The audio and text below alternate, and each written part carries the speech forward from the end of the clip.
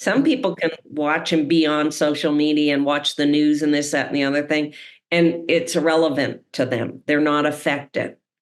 And other people that are super sensitive go, this, I'm not sleeping, I'm not this, I'm not that. And I tell people, take a break from it and notice how you're feeling. Notice what you're seeing. Sit quietly in nature, which comes back to learning how to receive.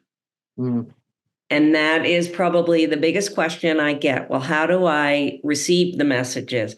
How do I receive the healing energies? Can I be a healer? Can I be an intuitive? Absolutely.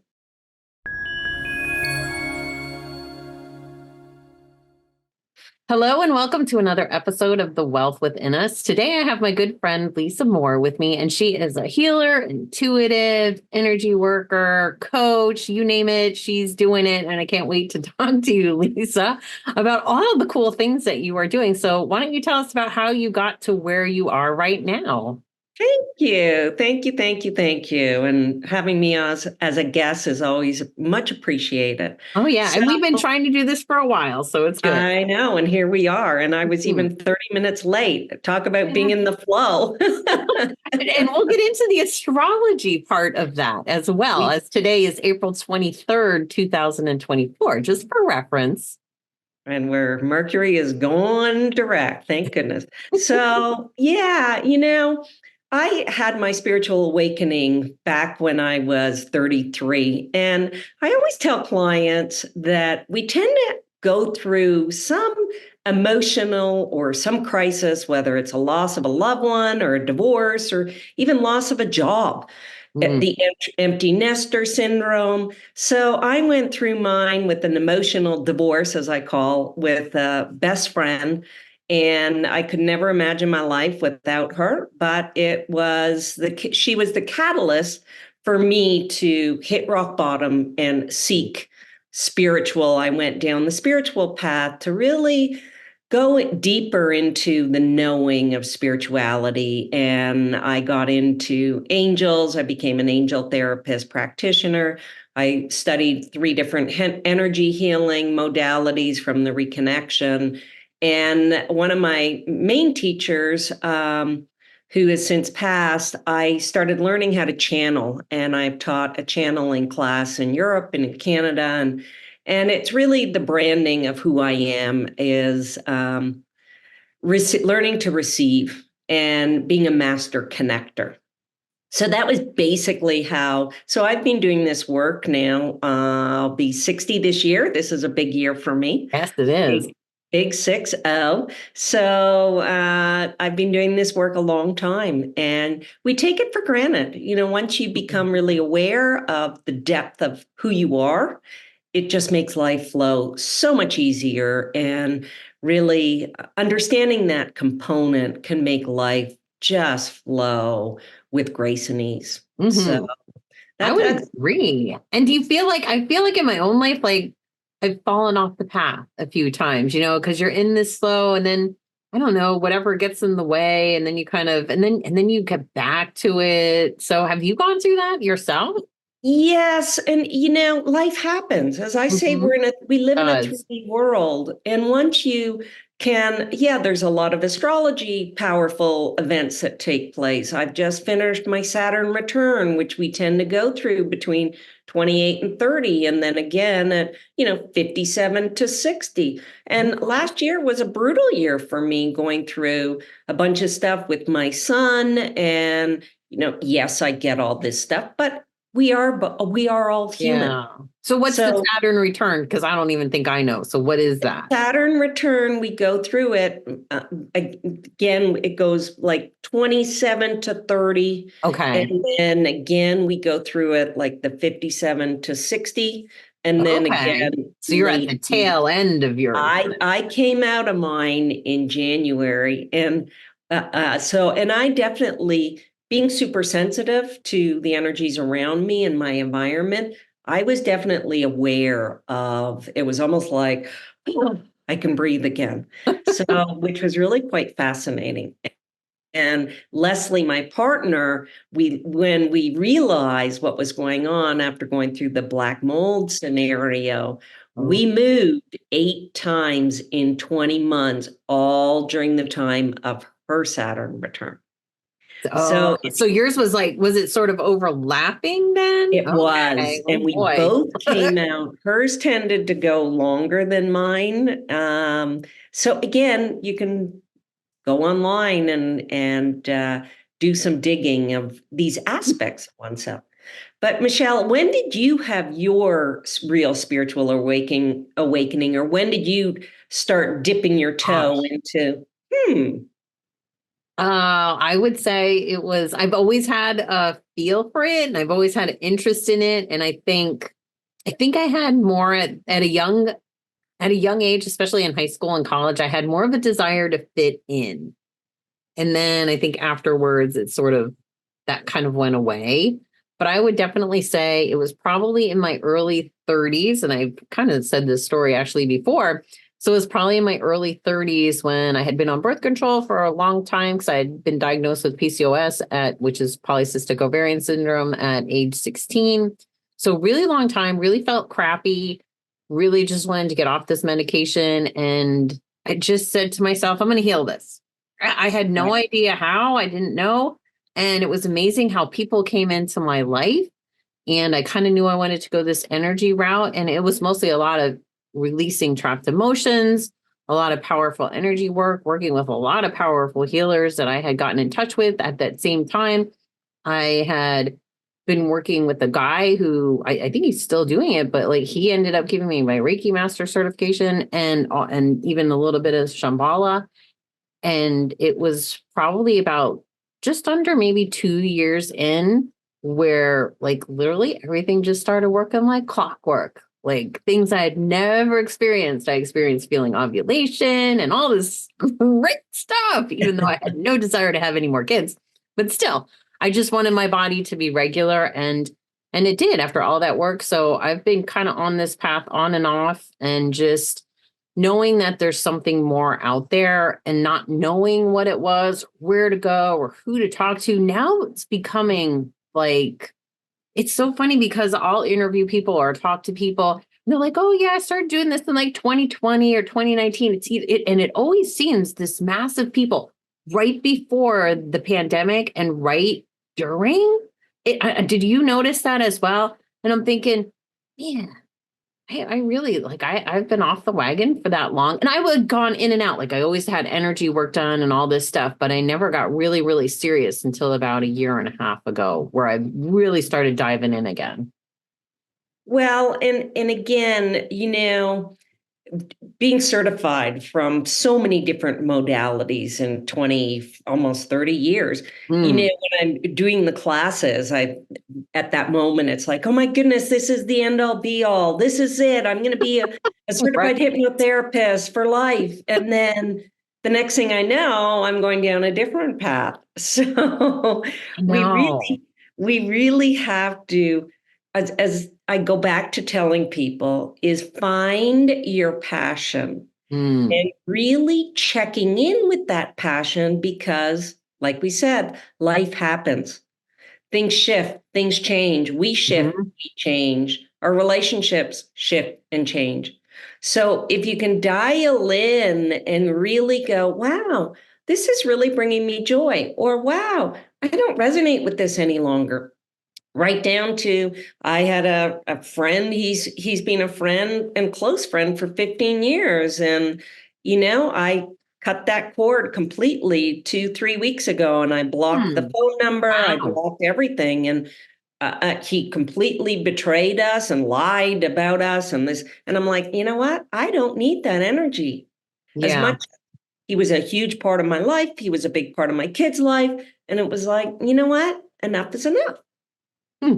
Yeah. So we really, so it sounds like you're saying it's okay to like find your passion for the moment, but not be so stuck to it that you think that this is the thing I have to now do for the rest of my life. Because the truth of the matter is things are changing and there's always something new coming in. And I know I've told you, like a couple last summer, the Akashic record thing came into my life. And I'm like, I never thought that I would be doing Akashic record readings. And now it's like, huh.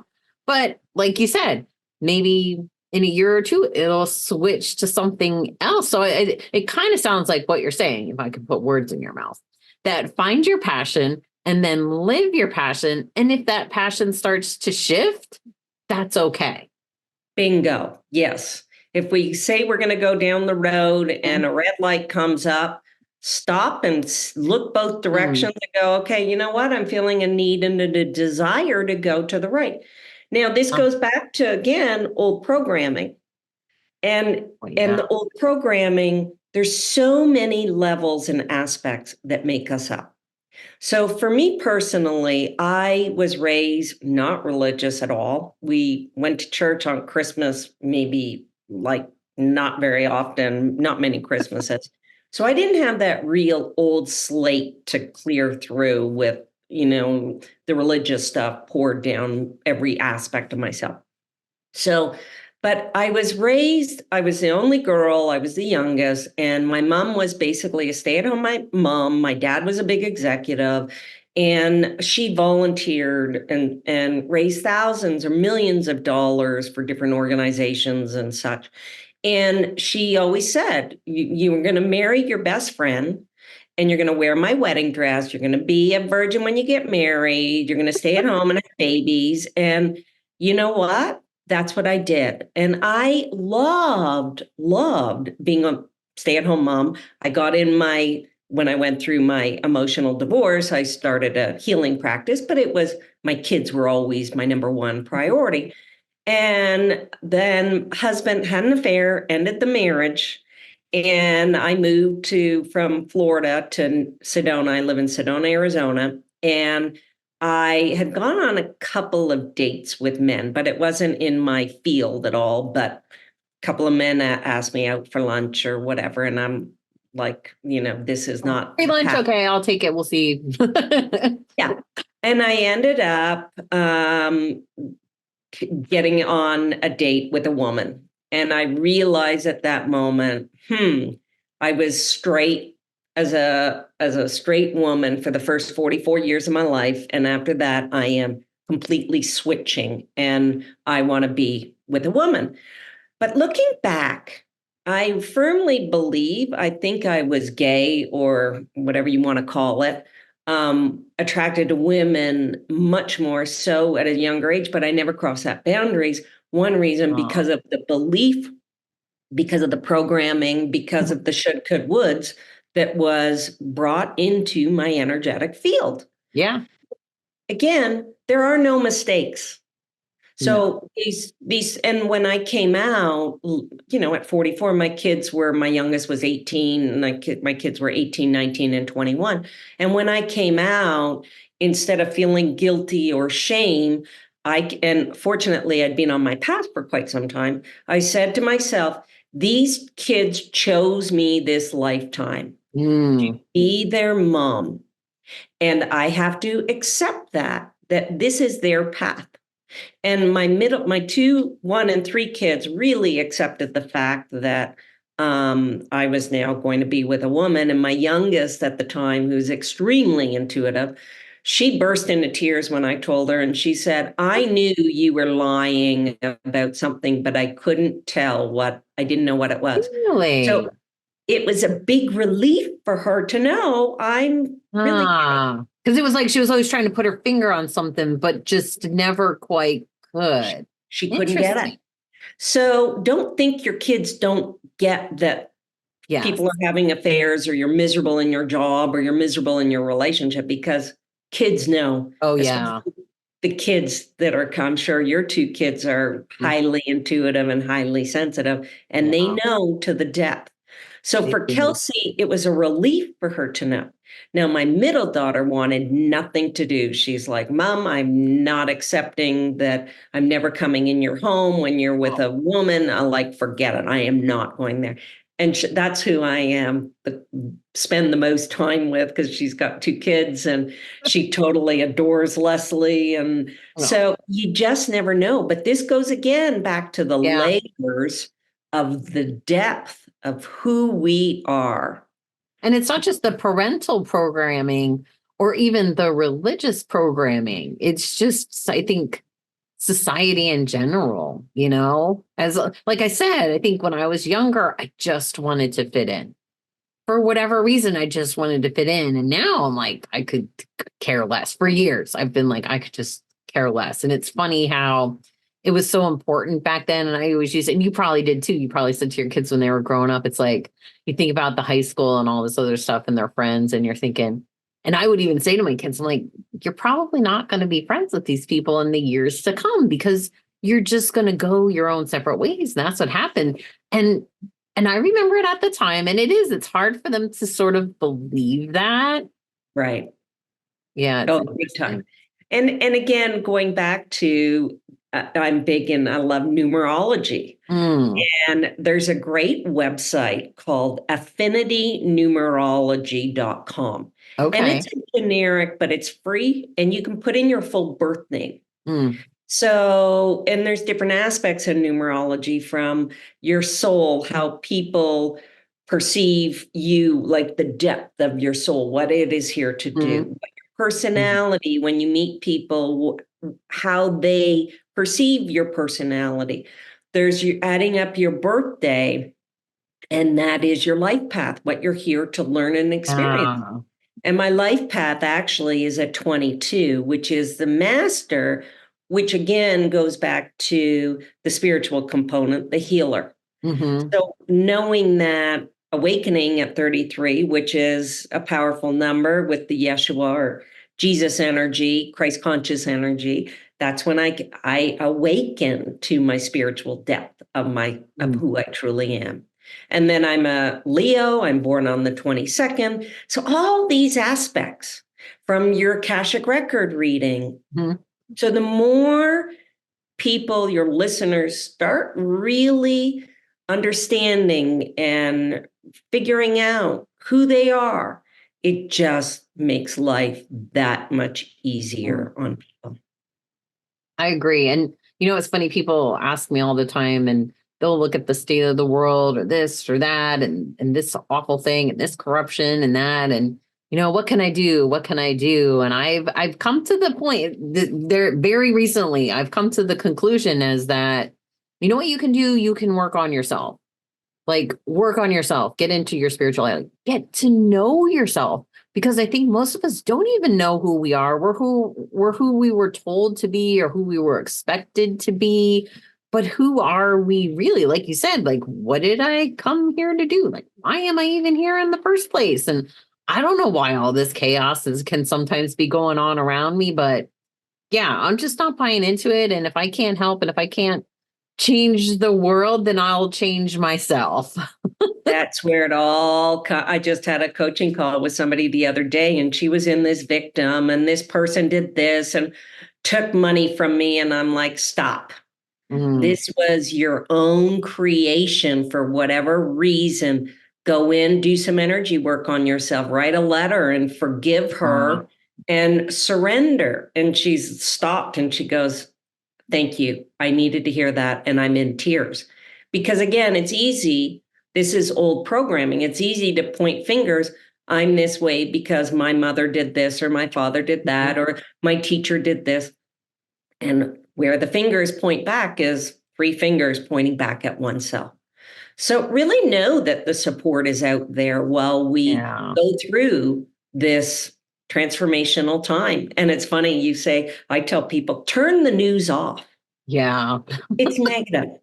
And it's so funny. I just opened up a TikTok account the other night, and I'm going through and I see, I had no idea that Dubai basically flooded. And it was through TikTok that I saw, because it's you can get a lot of good information on TikTok. But again, it's to have discernment. Yes. And knowing, how does that affect you? Some people can watch and be on social media and watch the news and this, that, and the other thing, and it's irrelevant to them. They're not affected. And other people that are super sensitive go, this, I'm not sleeping, I'm not this, I'm not that. And I tell people, take a break from it. Take a break from turning on the news or social media and notice how you're feeling. Notice what you're seeing. Sit quietly in nature, which comes back to learning how to receive. Mm. And that is probably the biggest question I get. Well, how do I receive the messages? How do I receive the healing energies? Can I be a healer? Can I be an intuitive? Absolutely. It's all available to us. Some of us are more profound as healers or as channelers or as mediums or as Akashic records. It's learning how to dial in the frequencies, getting out of your ego and coming from that heart space and sharing what you're receiving. And this receiving component may not mean anything to you. And I say to clients or to people, I received a message. This is what it is. And I have no attachment. Because at the beginning of my practice, I would go into, why aren't they getting it? Why aren't they getting it? It's not up to me. All I am is a receiver and a deliverer. And you probably get that doing your Akashic record reading. I do. And sometimes it is hard to not, I always think there's a little bit of something in there for myself too. It's like, I always feel like whoever I'm paired with whatever reading I'm doing, that there's always a little bit of a message. I always find that is in there for me as well. And you'll realize that will start shift the more and more you do it. For the first 5 years, I was always a mirror of whoever, whatever. It would always be a reflection. And then at one point, I finally got, no, Lisa, this isn't your mirror any longer. You are strictly the conduit to receive the message and to deliver it. That's it. Yeah. And I think the other part that some people struggle with, and I think some people struggle with this and they don't understand what it is that, like you, I'm sure, are a huge empath. And I've always been a huge empath. And it's really, sometimes you got to use discernment to think, are these my emotions? Are these my feelings that I'm feeling? Or was I feeling, empathy for someone else? And now I'm taking those on myself. And sometimes it's hard to discharge that, but you first have to use that discernment to say, you know what, that's not my stuff. Exactly. And even as an empath, it's not up to us to be taking responsibility to be the dumping force for other people's junk. Yeah. So it's easy to just get, like you say, discernment, but it's boundaries. We weren't meant to take on other people's stuff. Yeah. It's learning how, and I have a book called Spiritual Astrology, and it talks about your lunar eclipse and your solar eclipse, what you're here to do before you were born. And it was profound. I sort of reread my little section every couple of years, and it always wows me because what I'm here to do, and again, I came into this lifetime, is I remove negativity by showing up. I remove negativity off of people's emotional structure and learning how to dump it. It's like the garbage can. And I truly knew that early in life. And then what I would be here to really learn from a lunar eclipse piece is the boundaries about being a mom and not being such the caretaker. So that was, again, a big part of my learning, awakening, because it was, I just took on all this responsibility and I'm going to be the this, and it's like, no, you can't interfere with somebody's soul agreement. Comes back down to the boundaries, big time. Yeah.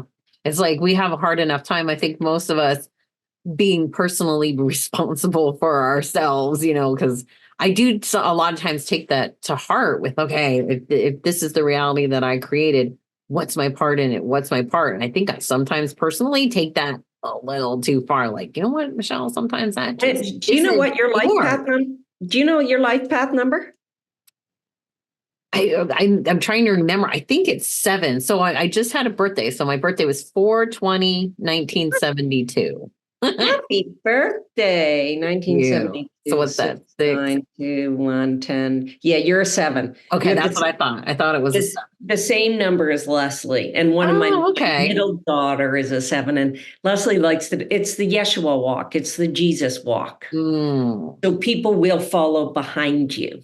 Okay. Well, that's probably why I'm doing a podcast. There you go. So and this is just an aspect. Mm-hmm. This is one of the pieces of the puzzle, which is Okay. such, again, a real blessing. Like, number one, people, they will have a lot of change happening in their life. They may have gone to school to be a graphic designer, and the next thing they end up going back to school to be a medical doctor. So that's one. And I always find not people that are 9s are all about humanitarian and volunteering because they're about completion. They're Okay. completing a lot in this lifetime. Okay.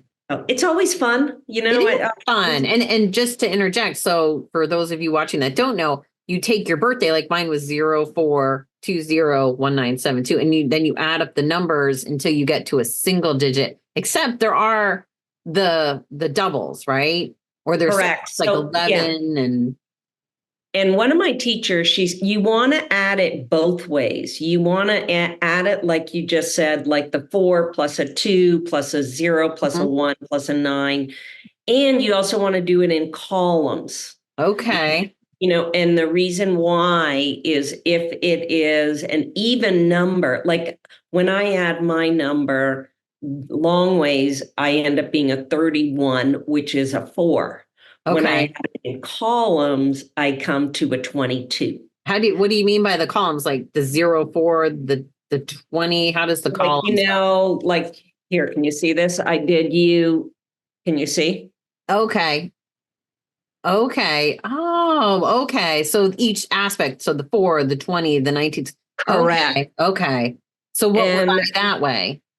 And adding it that way, like for an even number, you will still get a 7. But for an odd number, you'll still. So I'm still a 7 both ways. You're still a 7 both ways. Wow, that's crazy. So, that was one of my numerology teachers. She said, you always want to add it both ways to see if there is a master number that way. So I'm a solid 7 there. You're a solid 7. That Yeshua walk. I guess there's no wiggle room there. there's no, and you know what? None of this stuff, call it whatever, has changed. I have some of my grandmother's books from 1902. Florence Shinn, Your Word is Your Wand. And people think, the law of attraction came from Esther Hicks. No. Some of these books talk about it. So it is just, again, we can't look back. I shoulda, coulda, woulda. It's understanding everything is divinely orchestrated. Exactly. Call it God, source, universe, divine intervention, flow, whatever you want to, whatever resonates with you. Yeah. It's giving yourself permission. Again, only you can give yourself permission.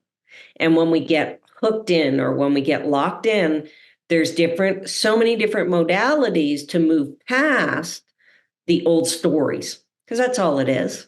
Mm-hmm. It's an old story. And again, like you, when you had like I started this conversation, we tend to go through some massive change or crisis point to awaken. That's when you found the healer, when you were in your, teenager, or whenever you really went to that. Yeah. So it is really stopping. And for some unknown reason, this could have been an emotional experience that you had from a past life. Is it profound? Yeah, you were able to clear it out through Reiki, through energy work, it was divinely orchestrated that was supposed to be the time when you were going to clear out this issue. Yeah. Yeah. And that makes sense. And there's a lot of people. We just lost a close friend of ours. She was 61 with lymphoma. And, that was her time to go home. She was just an unbelievable being of love and being of light. I mean, to the depth. And she gave it a thought. They were still expecting a miracle. And finally, that was her time. She left Wow. Mother Earth, and she is going to be a shining light, a shining star from the other side for all of us. So a lot of people are leaving the planet now that are just they're complete. And I think this is another pivotal point for people to accept the fact that, and young people, people are leaving very at a young age compared Mhm. to, Yeah, I agree. Especially like in their 40s and 50s, much younger. yeah. And they're going quickly. Mhm. It's like and some are making the choice to go down, whether it's cancer, whether it's heart issues, whatever it is that people are like, no, I'm complete, I'm done. So it's like our friend, 72 years old, he had a brain aneurysm and he was in phenomenal shape, and we knew he was going back from Sedona back to Florida to Mhm. determine whether his marriage was going to survive for the second time. He had divorced his wife once and was remarried. He remarried her. And we knew he was going back on an emotional roller coaster. And he's like, threw his hands up, had a brain aneurysm, and that was it. He Check checked. right out. Oh my gosh. And I think I would also say that I think a lot of us are rediscovering this. Like you said before, this isn't new stuff, but I think we're rediscovering what some people might say, including myself, has been hidden from us for a long time. It's like, people talk about the Great Awakening. It's like we're awakening to who we are. Because so many of us, we come here and we're like, and I think that was me growing up. I was like, well, why am I here? What am I doing here? Like, this just doesn't seem to be a point to this. For years, I was like, I really just don't see the point to this whole thing. This is like terrible here. Yeah. I mean, And really, it was like just so much of it just seems so dumb to me. Like, what is this? These people are stupid, and this is dumb, and this is like, not like and I was just total. I wasn't even negative. I just was. What is the point? what's the point? And I tell people is to go to different healers or different gatherings. There's so many different, it doesn't matter where you're located. There's events happening, there's meditations happening, there's just so many different things going on Yeah, go back on there. YouTube and just find a meditation on YouTube. There's like a million, probably more than a million guided meditations. There's so many. But Yeah. and a lot of people, I think since COVID, a lot of people want to be, I'm very kinesthetic, so I like to be in a group. Mhm. Doing the Zoom thing is like, okay, I'm over and done with this. And sitting all day is like, no, I need to get up and move and connect with people. So going to events or going to things, go alone. Mm. And the reason why I suggest to people go alone is you're not, let's say you say to your best friend, do you want to come with me? And let's say they just say, yes, I will come with you. And you go and you love it. You really Yeah. resonate with the modality, you really resonate with the facilitator, but your best friend can't stand it. So when somebody's new awakening to this, their influence will be persuaded and will be shifted because their best friend hated it. Oh, I see what you're saying. Yeah. So then it's almost like you would question yourself, well, was it right that I liked it? Like, am I different? Are we not compatible now? Like, I don't want to lose my friend. And You yeah, got a it. lot of questioning there going on. Ooh, And yeah. it's the last thing you need to do when you're going down the awakening process. Mhm. And the other thing that is really, I call it's the law of self-preservation. Okay. So instead of saying to your friend, do you want to come with me? You preface it, and this comes back down to that energy scenario. You preface it in a way that I'm going to a retreat in Sedona. That's it. and you drop it. And if your best friend starts asking you questions, wow, who are you going to see? What's the workshop you're going to do? Mhm. And then that best friend may say, wow, could I join you? The big difference with it from a vibrational standpoint is your best friend made the choice I to love this. come to the event instead of and can be in a very subtle way, Mhm. but it can also be in a profound way because your best friend took the responsibility and owned the energy that they chose Yeah. to come to Sedona to do the event. So there's a big difference, especially in couples. I see it all the time with couples because, and I went through it with my own marriage back when I was awakening, and my teacher, who was a parapsychologist, really honed in on me, and it was like, you know what, Lisa, this is about you. And I'll never forget one day he was watching golf on television, lying on the sofa, and I really wanted to go for a walk. We lived on a golf course. And I said to him, instead of my normal behavior would have been, do you want to come with me for a walk? Mhm. And he probably would have struggled with guilt and this and rejecting me. And instead, I said, again, this was training. I am going for a walk. And I left it at that. Yeah. And his response to me, and go enjoy, have a great walk. So you see the energy difference? Yeah, yeah. And then he leaves and then he doesn't get himself, or the other person doesn't get themselves all sort of cranked up in the thoughts and like, well, now I'm going to hear it that I didn't go and blah, blah, blah, blah, blah. And I should have gone. I should have gone. I'm Yeah. now rejecting her or blah, blah, blah. So it's a Yeah. And really, then you're getting all these emotions stuck inside of you that kind of fester. Cause I know I talked about this before because I do the emotion code stuff too. And then yeah. all that becomes stuff and like a new thing. So yeah, so why do we do that to ourselves? And then being It out seems there, so bizarre. You're like, why do I? And it's like I'm self-inflicting most of this crap on myself. and then being out, realizing, okay, I can't be pissed off at him. Yep. This is divinely orchestrated. I am Mhm. supposed to be out here by myself with my dog. End of story.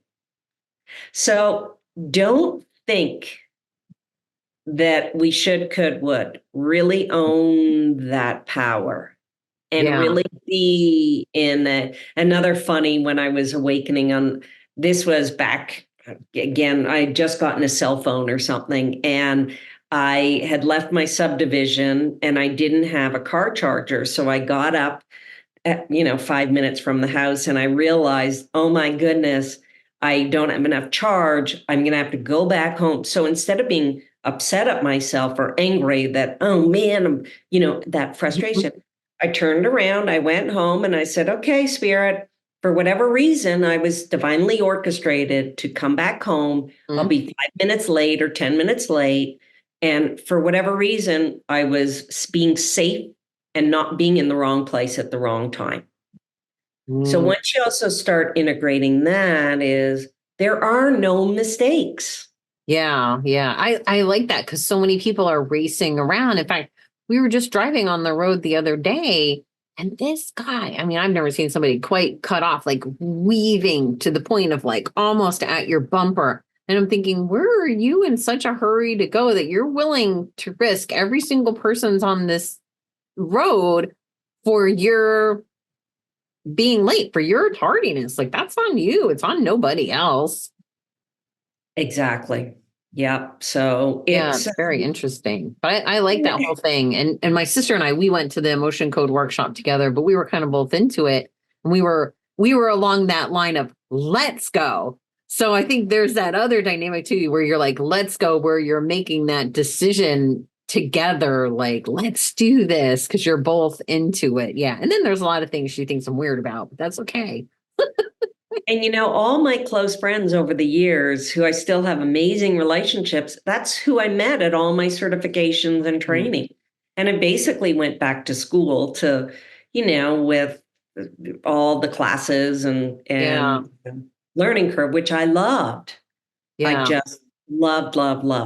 So And I love what you said about going by yourself, because I think to a certain extent we're all codependent. Like, I'll feel more secure and less vulnerable if I go with you, that I'm not, the student standing there by myself, like, oh, I have no friends, because we all kind of feel that when we do things by ourselves. I've definitely gotten over it. I can usually go places by myself, but still, there's always that little bit of awkwardness, but you get over it pretty quick. But I don't know. I think that's kind of self-growth in and of itself. totally, absolutely, from a powerful place and a Mm, security of really being in your own power yeah. spot, which is really profound. Yeah. I love that. Yeah. I love that. So from an astrology standpoint, what is your take on Mercury retrograde? Obviously, you're tapped in to some astrology stuff. A little bit. I will admit my astrology stuff is more like I looked it up on YouTube or something like that, or like with the numbers and all that other kind of stuff. But And we've been in Mercury retrograde for how long? I have to say, from my own experience, because I am a website designer as well, so I do spend a lot of time in front of the computer. And it's been a bit of a slog. I'm not going to lie. A lot of things not working. We had a couple of weird outages here that were like, I really don't know why. But yeah, I've had to restart my computer a couple of times. Definitely from the electric. And even yesterday with my phone, I was like, why is this stuck? What is this doing? So I would say That's why I was late on your call Oh, today yeah, by yeah. 3 minutes. So I'm And very grateful that this is coming to an end, like you said, and I know there's actually a full moon tonight. So I'm ready to not suffer these things, because things have been slow, like very lagging online, like just frustration with stuff not working the way it should. And I'm like, what the heck? And yeah. So that's been my subtle experience. Not that I'm letting it control me and I'm getting all mad, and I haven't chucked my computer across the room or anything. well, when Mercury goes retrograde, it tends to happen every 3 to 4 months. This is Okay. the second one we've had this year. And it stays in retrograde, which it's the planet going backwards. And its main Mm. purpose is about communication. So Okay. hence, if you think you've sent an email to somebody and whoops, it went to the wrong person, or Uh, arguments can be easily stirred up. Misunderstood. um, it's a great time to clean out things. Let's say you've been Okay. talking about doing a clean out of your closet or clothes or whatever. When Mercury goes retrograde, it's a wonderful, wonderful time to Mm. go inward. It's never a good time to sign papers or start something new. Okay. So just go online, and it tends to go in the shadows. So we'll feel it still for probably another 5 to 7 days where Okay. funky. I had one time where a car light of a tire came on in my car. It stayed on, and I'm pressure taught that Yeah. was fine. And sure enough, as soon as Mercury went direct, that light came off. So It's it's strange. rather comical. And you just have to know. And the other big thing, yes, this is a full moon energy. Full moon energy is a wonderful, wonderful time to let go. Mm. So let's say you're really struggling with a child or with a family member, write a letter to whether you want to write that letter to that person, whether you want to write it to God, source, universe, dump.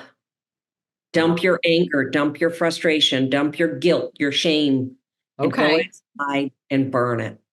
Yes. And it Love will that. energetically release. Okay. That's what Maybe that's what I'm going to do tonight.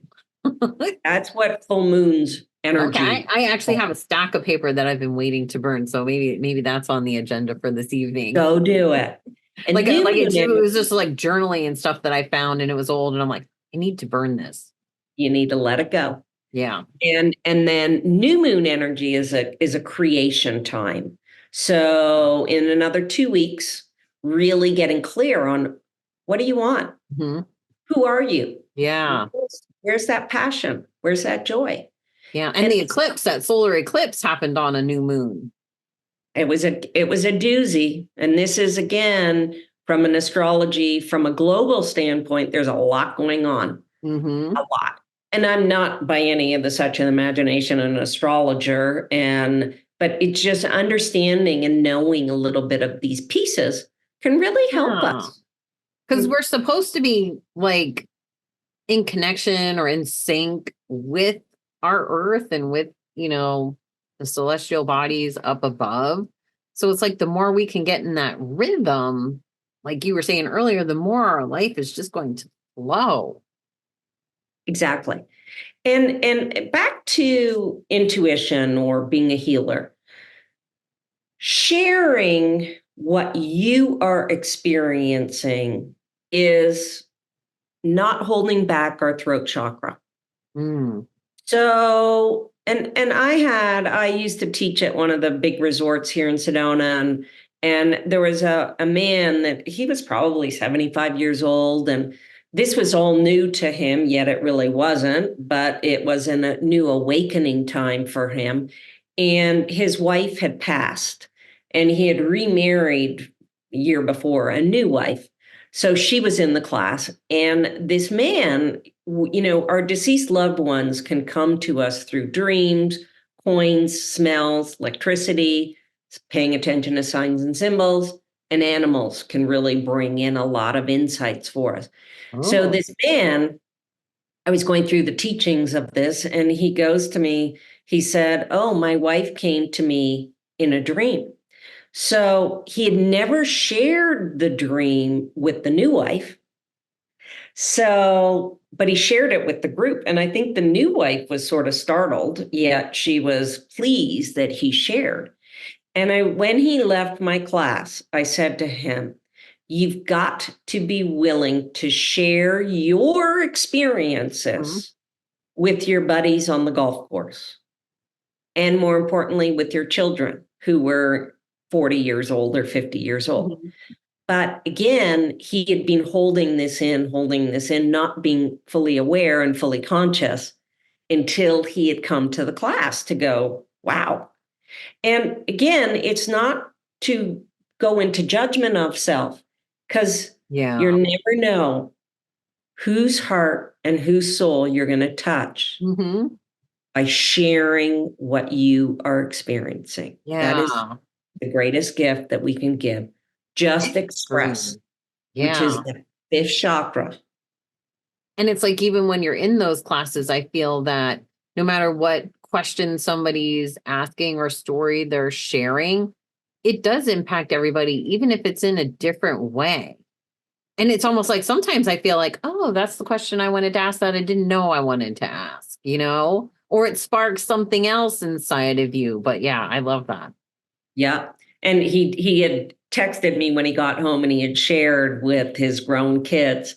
And his daughter was so relieved because she had also had a dream about her mom. So it was so affirming to him to realize, wow, I really do need to share. Yeah. And, you never know whose soul.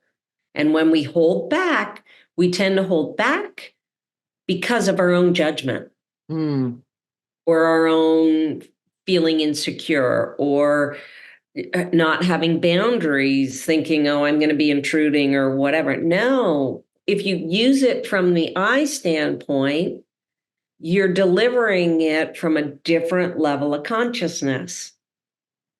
Instead of saying you need to go fold your laundry, instead of prefacing it in the way of you're starting with I would really appreciate if the laundry got folded. Oh, that's a good tip for those of you with kids. So just these little subtleties. And again, it takes very time. Subtle. It takes time because we're reprogramming ourselves. And then as we reprogram ourselves, then people around us will transform. Yeah. And it just happens that way. And it's an energy scenario. to It complete. is. It is. I've been doing a lot of coaching. I think I mentioned to you, I've been doing a Mhm. lot of coaching with someone. And in fact, I've interviewed her on my show with Grace Moskeller. And one of the things that I've noticed, and other people have noticed too, is the difference in my daughter. And it's amazing while you're healing yourself and you're looking at your own stuff and your own programming and false beliefs and all this other stuff, how it really does affect the people around you without them having to do a thing, so to say. Like, she's not walking this path right now, but yet the changes in her in a short 3 months period of time are significantly noticeable. So it's really incredible. So Totally.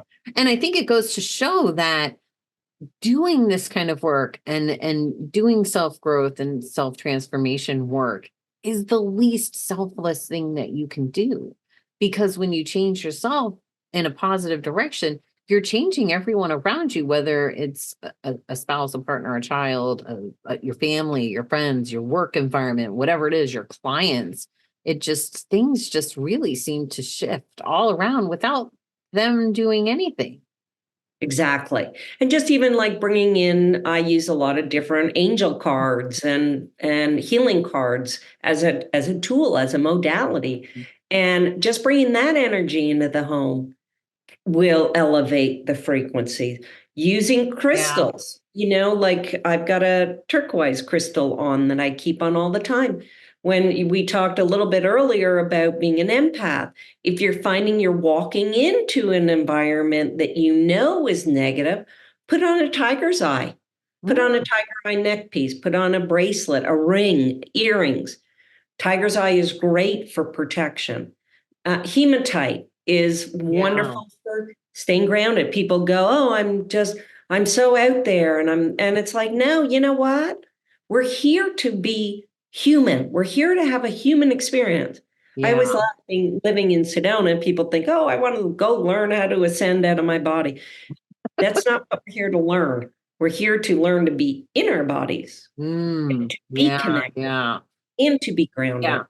And I think, to your point, I think that's where we are moving. Whereas I feel like the past, I don't know, I would say over 100 years in this world, especially in our country, we've become very much in the physical, and not just in the physical, but in the mental. Like, I know that's, for me, it's like it's all intellectually. I get things, I over intellectualize, I over analyze things. And what I'm really learning to do is to get back into my heart, because I can intellectualize things as much as I want. But what I realize is that that's not where the change isn't taking place, because I've been over intellectualizing and overthinking for a long time. And I haven't really seen a lot of change in my life, a lot of understanding and a lot of knowledge.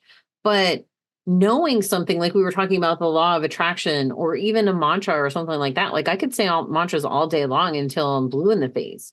But if I don't believe it and I don't feel it in my heart, then nothing's going to change in my life. And I feel that collectively, that's kind of where we're going. We're starting to get out of these material bodies and starting to go inwards. And at least if we have a balance of the inner and outer, I mean, imagine the world that it's just going to automatically, without thinking, tune into. You know what I mean? Like, turn into.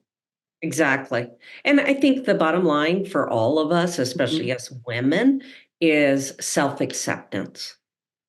Is just Yeah. really accepting who we are and not feeling like we have to do this on our own.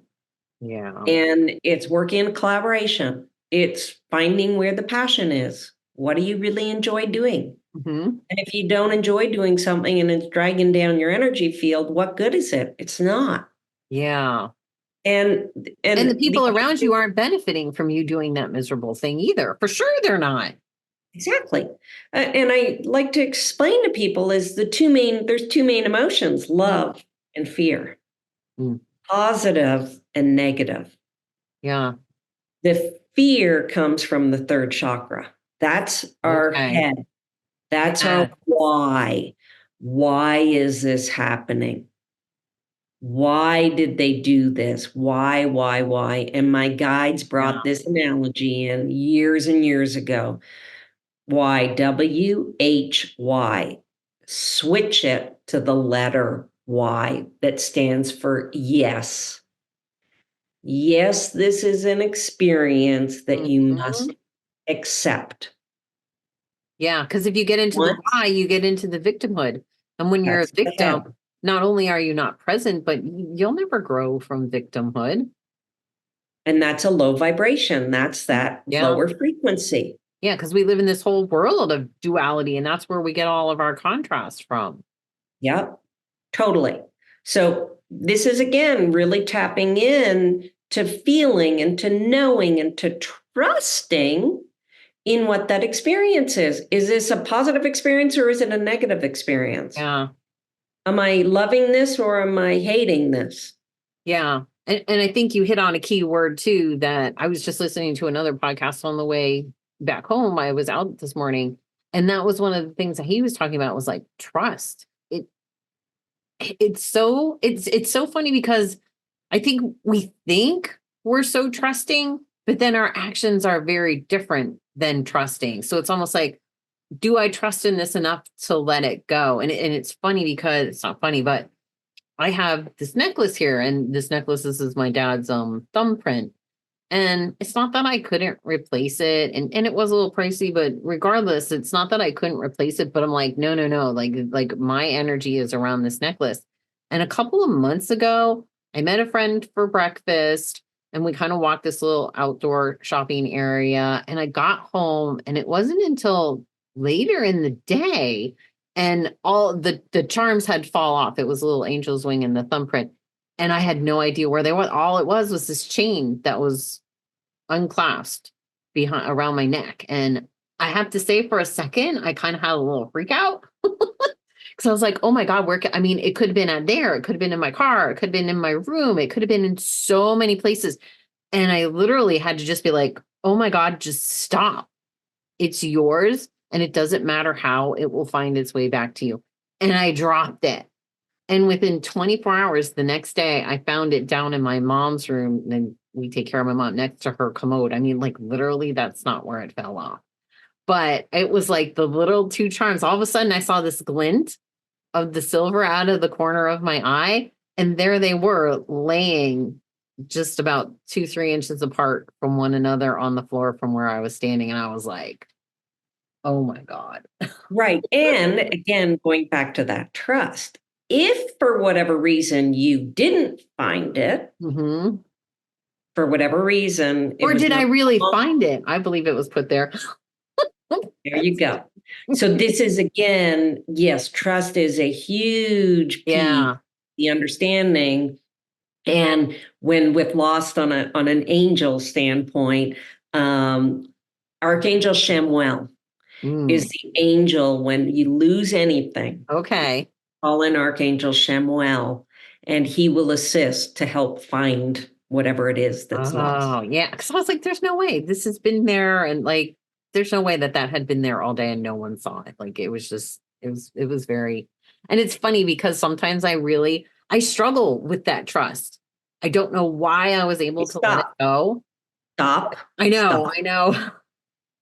We're not going to struggle with trust. You're embracing the aspect as you step into a higher vibration of trusting in the divine path that you chose to walk at this perfect time right now. And you're perfectly telling me at this perfect time. So this is, again, we have to catch ourselves. Yes. Because using words that are disempowering is not helpful for us. No. Yeah. And I just turned this whole empowering thing into like, but when I do feel I'm slipping, I literally recall, because it was so recent, and I'll literally bring that back in, like, what was I feeling at that time? And I bring in that overwhelming amount of not just trust, but like I know that is going to come back to me. And it's our ego that gets tripped up, and our vulnerability aspects of ourselves, which again, we're all human, and we're all here to have this human experience. and knowing that we have each other to support, to give us the love that we're needing, wanting, and desiring when we can't find it within for whatever reason. We all go through hiccups, like to call life, Yeah. and just really embracing all duality aspects and really coming from that place of the heart and checking in with yourself. Is this bringing me joy? What do I love to do? Mm-hmm. I just, with putzing this morning and putting together, I said to Leslie, I said, I love doing things around the house together. It's that quality time. Yeah. It's just, that's what I love to do. Love it. So, Yeah. Yeah. So it's all about tapping into all of that. Well, I'll first ask you, where can people get a hold of you that want to work with okay. you, that want to get to know you better? Where can they get a hold of you? Okay. I can be reached. My email is Lisa at Pure, Pure, Spirit, Spirit, Healing, HEALING.com. Thanks to Michelle, I have a beautiful website, which is purespiриthealing.com. And I am willing to offer your listeners, my hourly rate is usually $250 an hour. And I'm willing to offer to all your listeners $150 hourly session if they can I love just reach that. out, and we'll get connected and Yeah. Well, do I will some. have every bit of your information and more in the description of wherever you're watching this and on my website, thewealthwithin.us. But so for those of us that are just kind of waking up to this, where they kind of get it, like what is your last parting, what is your advice for the people that are just kind of starting to awaken? And I think you gave some, oh my gosh, just such great information, but what can you leave us with? I think the one thing that is coming in is slow down Oh, and be more of an observer. And really, that receiving piece is so important. So once we slow down, we observe, we can dial in who we are, where that passion is, where that joy is. And sometimes we need a coach. Sometimes we need a healing session. Sometimes we need to get an answer because of our head is needing that yeah. intellectual. So really just the world, it's such a fast pace right now, Mhm. and we don't know how to slow down because of just, we're inundated. We're just Yeah. bombarded with Like information email. overload. It's complete overload, and the stimulation and the Yeah. Wi-Fi and the phones and the this and the Yeah. And that. that's why discernment at this point in time is so important. And critical thinking and discernment. Oh my gosh. Yeah, totally. And that's where, I'm in the habit of when I get up in the morning, the first thing I do not do is look at my email. Yeah, me neither. And I just, I get up, I have my sauna, I do some exercise, I have coffee, I have my water, and then I go into my office and I turn my computer on and I look at my email. So this is again paying attention to Mhm. in that addiction component or the Yeah. behavior program. Just slow down, take a break, observe, get outside, connect to Mother Earth, go for a walk, pay attention to the birds, listen to the birds, and really just be in that receiving element of who everyone and we each are. Yeah. I love that. Oh my gosh. Well, thank you so much. Yeah, You're gonna come back, right? I'll absolutely come back, and we'll do a show with Leslie and I, and we can talk Yes. about And if Leslie relationships. wants to do one with herself, get, Yep, the more power you absolutely. guys both have so much to share. Well, this has been great fun. So thank you. And thank you Yes, for thank you. sharing your love and your light with all the listeners and putting this podcast out into the collective consciousness of empowering and inspiring those that need and are ready to listen. So thank you, Thank Michelle. you. It truly is my passion. If I could do this all day long, this is what I would be doing. One day. One day soon. One day soon. But You're thank doing it. you. You're Thank doing you. Thank you. Please, thank you. And it. thank you so much for coming on and for spending this time with me. We had a fantastic conversation. And for everybody else, check out all of Lisa's information in the descriptions on whatever platform you're watching this. And until next time, I'm Michelle Blaze with The Wealth Within Us.